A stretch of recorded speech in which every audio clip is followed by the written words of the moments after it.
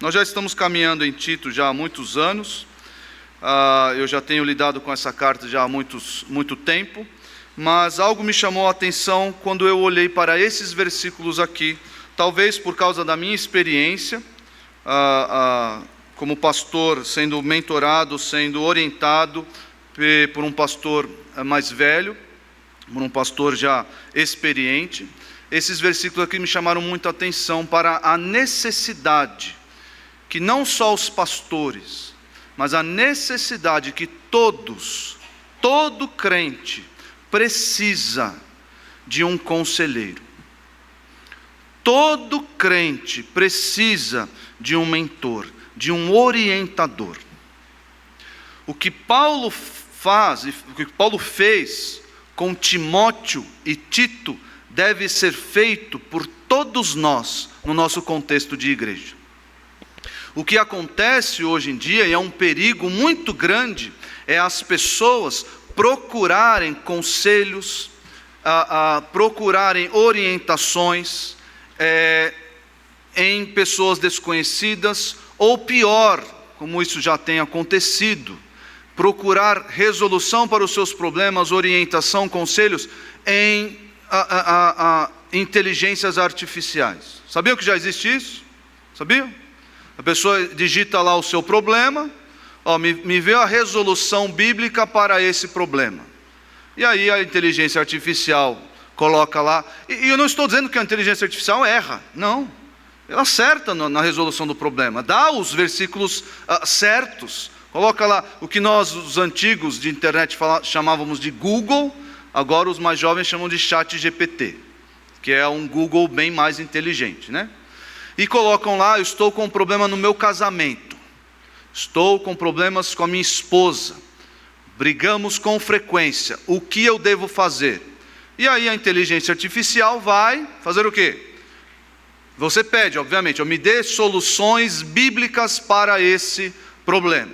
E ele vai apresentar os versículos bíblicos apropriados ao seu problema.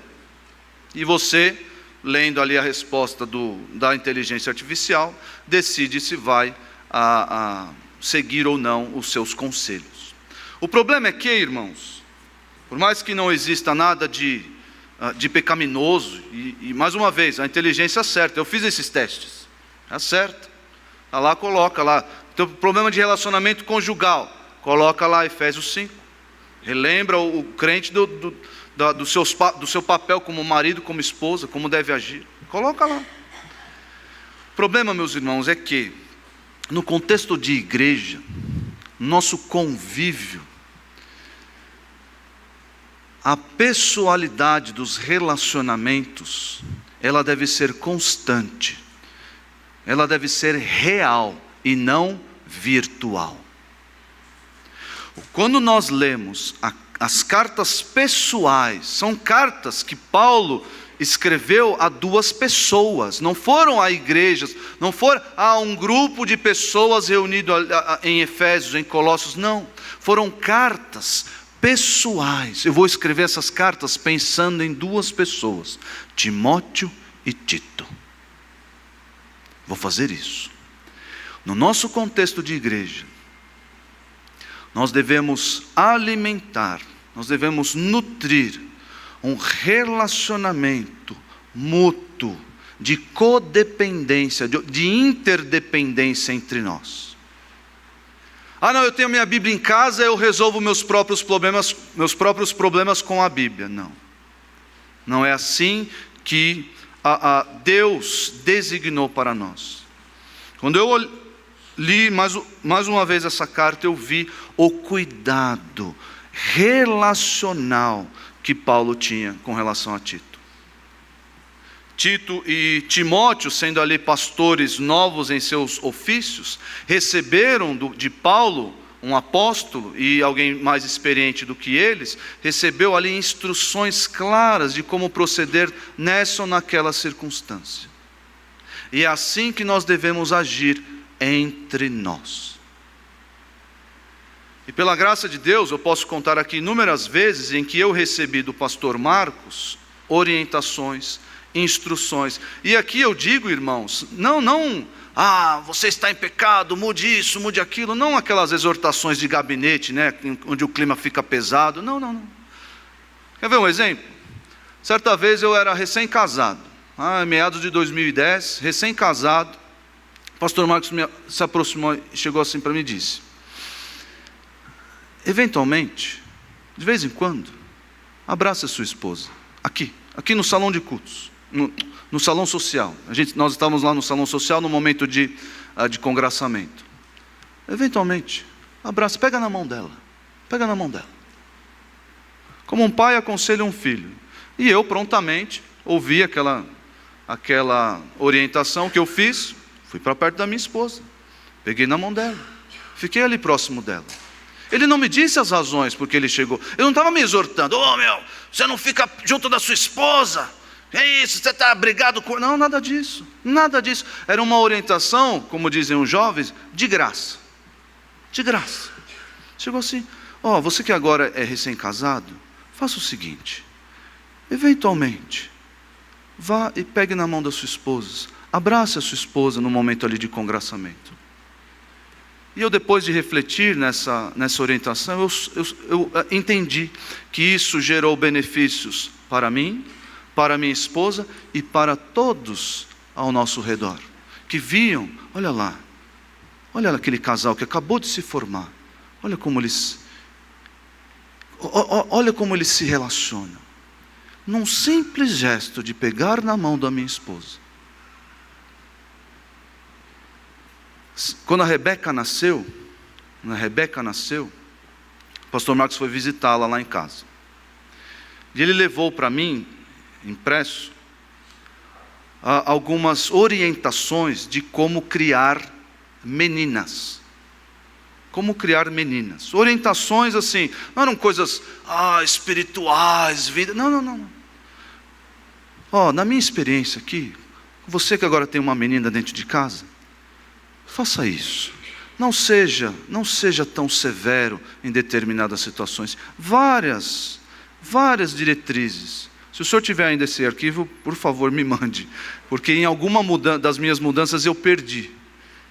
Mas eu lembro muito bem dessa folhinha, com algumas orientações de como proceder agora nessa minha nova fase de pai de menina. Todos nós devemos agir assim. Todos. Não só o pastor. Não só. Lá em Colossenses 3,16, o que diz? Habite ricamente em vós a palavra de Cristo.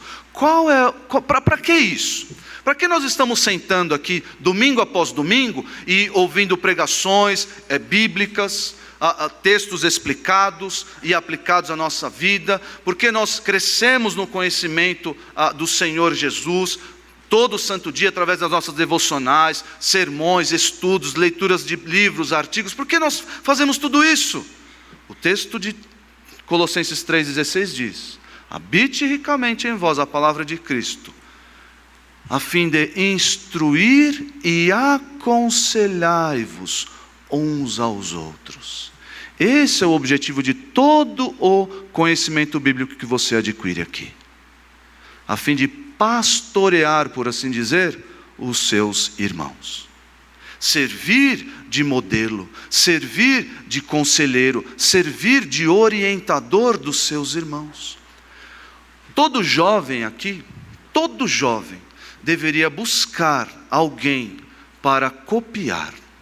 Pode ser o seu pai, pode ser a sua mãe, pode ser o pastor, pode ser um crente maduro, alguém que você procura para... O que eu devo fazer nesse momento? Alguém que você conversa com certa frequência, que você observa com atenção, a fim de copiar as suas decisões, os seus caminhos.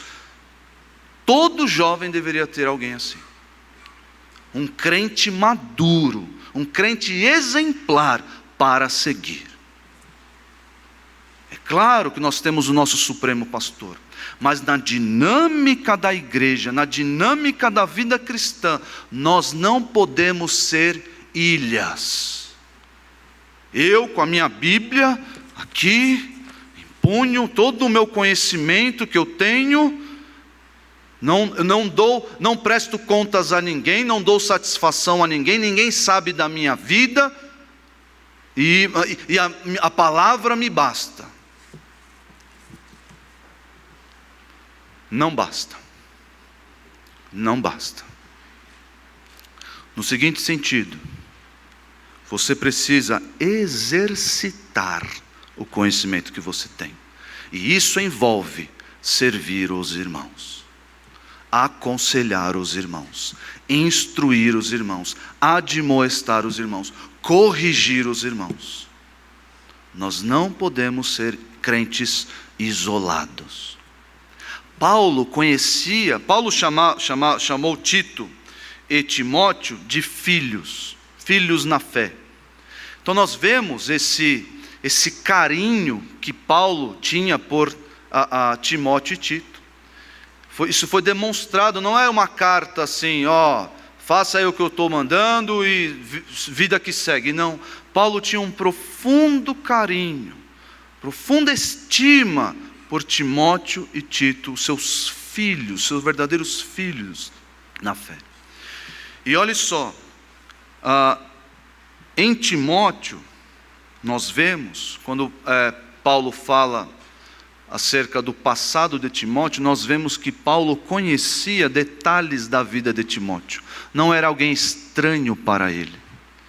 Paulo sabia que Timóteo se converteu através da pregação da sua mãe e da sua avó. Sabia desses detalhes, que são detalhes pessoais.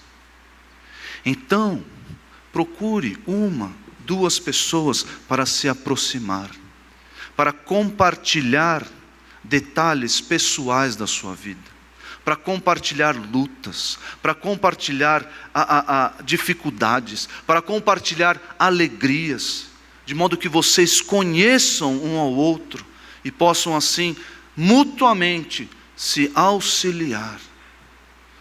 Todo crente, à luz do que Paulo fez aqui com Tito e o que ele fez também com Timóteo, todo crente deveria seguir o mesmo exemplo. Procurar um crente maduro, um crente exemplar, que mostra através do seu exemplo, através da sua vida, da sua retidão, mostra que a palavra de Deus é exercitada. Deve procurar essa pessoa para ser o seu conselheiro, para ser o seu orientador. E de fato, irmãos, nós sabemos que circunstâncias sobrevêm em nossa vida e nós não sabemos o que fazer. Nós não sabemos. Muitos jovens ficam perdidos, achando que tem que descobrir de alguma forma, lendo a sua palavra, e o Espírito Santo vai dar a revelação daquela. Será que faculdade que eu vou fazer? Será que eu devo namorar essa pessoa ou não? Será que existem coisas que eu não sei? E fica nessa confusão. Se você buscar alguém para lhe orientar, alguém experiente na palavra, para te orientar, nós vamos estar assim, cumprindo a lei de Cristo, cumprindo a palavra do nosso Senhor. Essa relação de mentor e mentorado, está na moda esses termos aí, né? Ou relação de mestre e discípulo, nós vemos diversas vezes na Bíblia. Nós vemos lá Moisés recebendo o conselho de Jetro, seu sogro.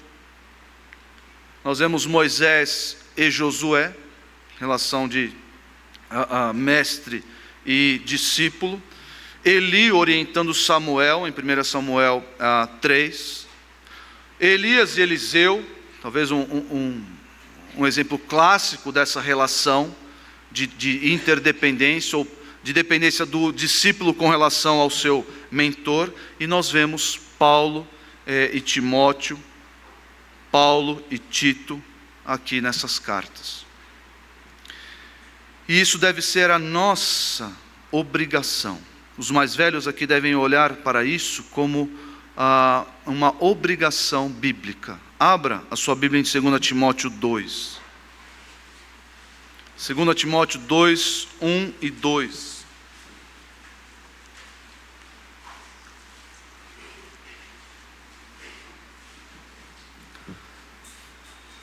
2 Timóteo 2, 1 e 2.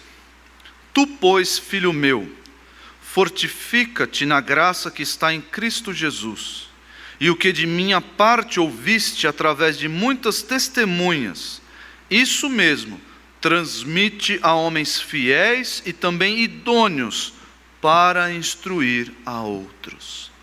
É a obrigação que os pastores têm de formar outros pastores.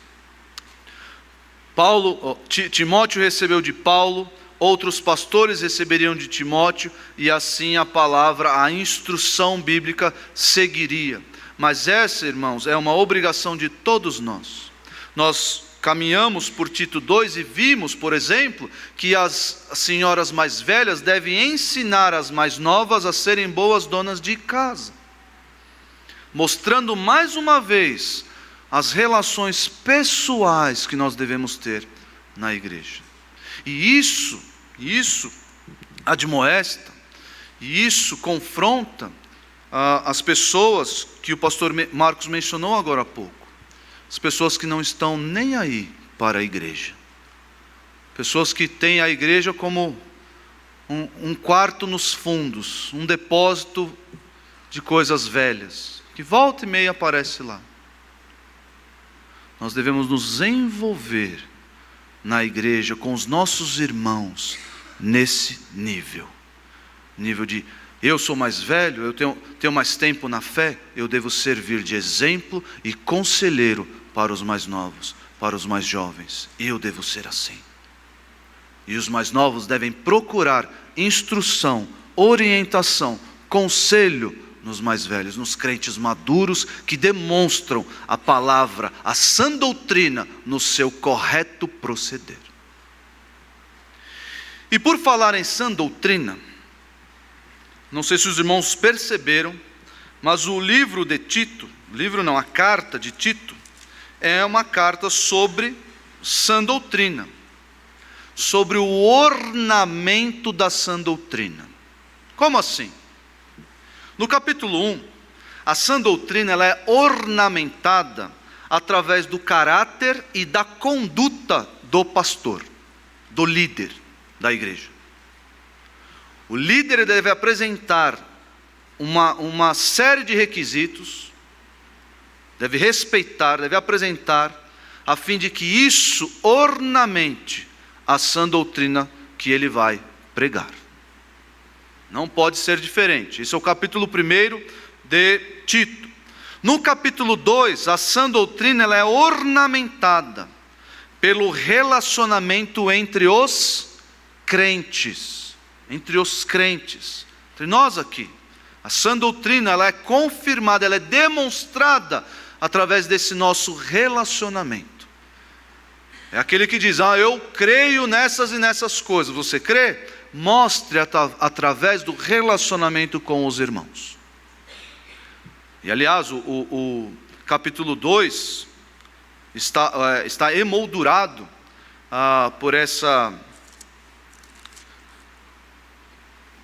pela sã doutrina, ou por recomendação em relação à sã doutrina. Se você olhar o versículo 1 do capítulo 2, ele diz, tu porém fala o que convém à sã doutrina. E no versículo 10 ele diz, não furtem, pelo contrário, deem prova de toda a fidelidade, a fim de ornarem em todas as coisas a doutrina de Deus nosso Salvador. E no capítulo 3, irmãos, a sã doutrina é ornamentada pelo testemunho que nós damos aos que são de fora. Ou seja, é aquilo que nós demonstramos. Nós somos crentes? Sim. Mostremos com o nosso santo proceder perante os que são de fora. É a sã doutrina que nós professamos sendo expressa, sendo exercitada em nossa vida. As pessoas podem ver isso. Salvação que há em Cristo Jesus. Aquele povo ali é o povo da salvação em Cristo Jesus. Nós podemos ver a salvação que transformou aqueles irmãos, que transformou aquelas pessoas, que transformou o seu modo de pensar e agir. Nós podemos averiguar isso com os nossos olhos. Os incrédulos podem ver isso. Essa é a preocupação do capítulo 3. A sã doutrina sendo ornamentada pelo nosso testemunho para os de fora. E tendo em mente a sã doutrina, eu redigi aqui uma mensagem central para esses 3 versículos, 9, 10 e 11 do capítulo 3. Ensinos inúteis e pessoas sectárias são prejudiciais à sã doutrina e à pureza da igreja.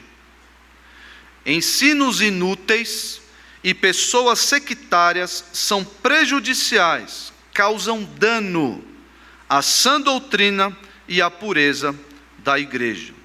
E Paulo vai dizer aqui a Tito, seu filho, seu verdadeiro filho na fé, vai dizer a Tito aqui para ele evitar, você pode ver isso facilmente nos versículos, para evitar aqui duas circunstâncias. Então são 2 distanciamentos que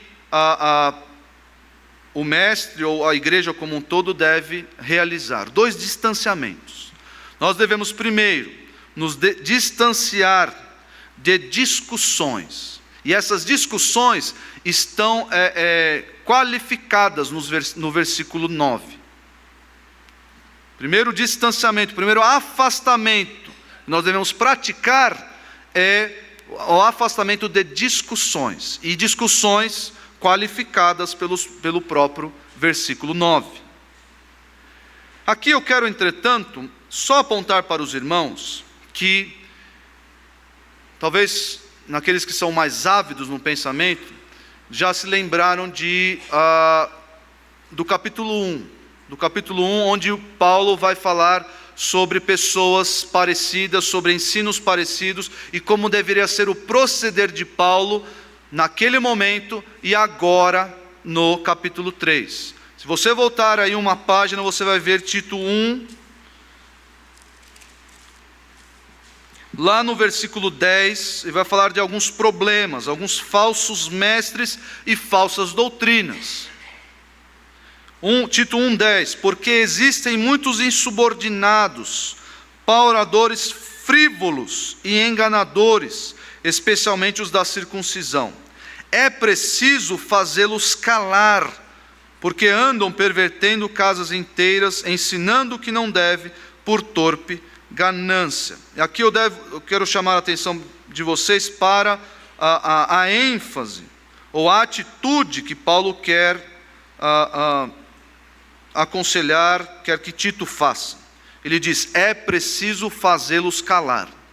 Aqui literalmente, é preciso tapá-los a boca, ou tapar a boca deles. Eles não podem falar.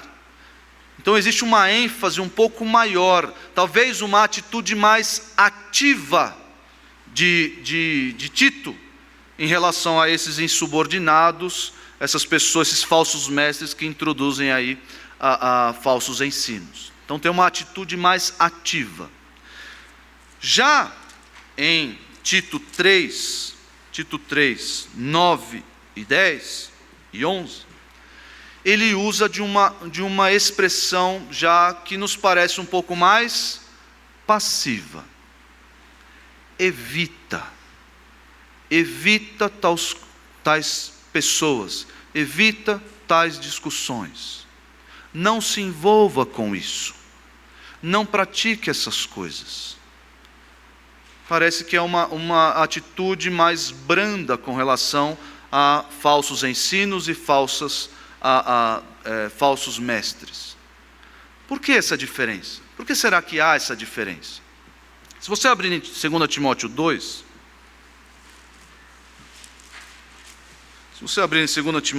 você vai ver que existe uma recomendação muito parecida que Paulo fez a Timóteo. 2 Timóteo 2, 24. Diz assim: ora, é necessário que o servo do Senhor não viva a contender. Aqui é uma atitude ativa ou passiva? É alguém que não se envolve em brigas. É uma atitude mais passiva e pacífica. E sim, deve ser brando para com todos, apto para instruir, paciente, disciplinando com mansidão os que se opõem. Olha só, irmãos, o pastor, o líder, quando lida com falsos ensinos, ele deve dosar, deve ter sabedoria para tratar casos e casos, para tratar o que é o quê. Paulo para Tito, em Tito 1, vai mostrar, não deixe esse povo abrir a boca. Por quê? Porque o que está acontecendo? Eles estão pervertendo casas inteiras. Aqui o problema é muito grave o problema aqui. Já em Tito 3, evita tais coisas.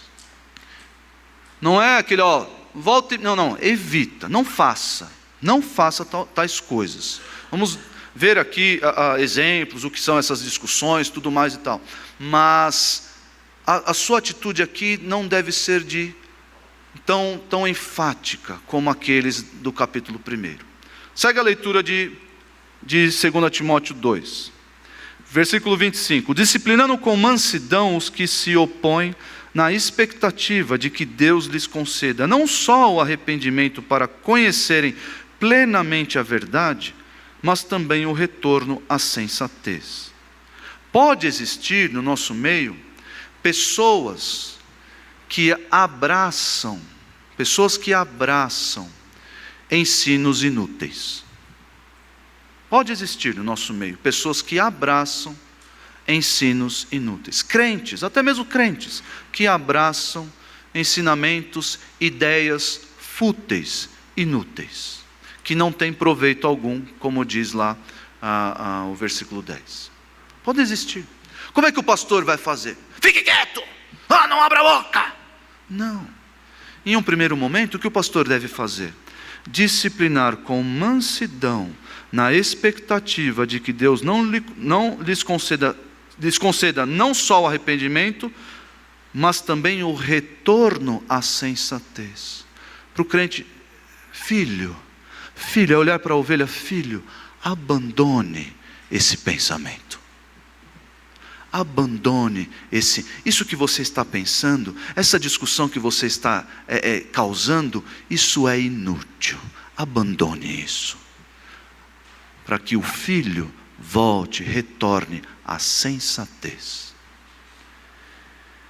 Olha só o finalzinho do versículo 26. Livrando-se eles dos laços do diabo, tendo sido feitos cativos por ele para cumprirem a sua vontade. Isso vai se relacionar diretamente com o perfil das pessoas que nós devemos evitar lá no versículo 10 e 11. Mas essa explicação vai ficar para um próximo sermão. Na quarta-feira eu vou continuar essa pregação, esse estudo. Os irmãos que vierem quarta-feira poderão acompanhar, ou os demais podem acompanhar assim que o pastor Thomas colocar na internet. Vamos orar.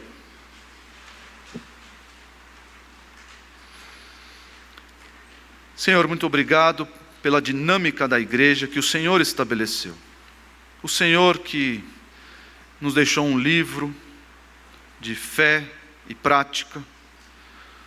O Senhor aprouve colocar esse livro em movimento entre nós, no nosso meio. E nós podemos praticar, exercitar tudo o que está escrito aqui. Ajuda-nos, ó Deus, a nos envolver na vida dos nossos irmãos, a fim de admoestá-los, instruí-los, consolá-los. Impeça-nos, ó Deus, de nos isolar em nosso próprio mundinho e assim não cumprirmos o que o Senhor requer de nós. Obrigado, ó Deus, pela relação de Paulo com Tito, porque essa relação gerou uma carta inspirada pelo Senhor.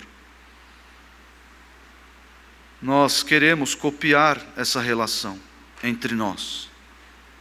Queremos ser conselheiros e aconselhados, sempre respeitando a sã doutrina a qual nós nos submetemos. Em nome de Jesus, o nosso supremo mestre, conselheiro, orientador e salvador. Amém.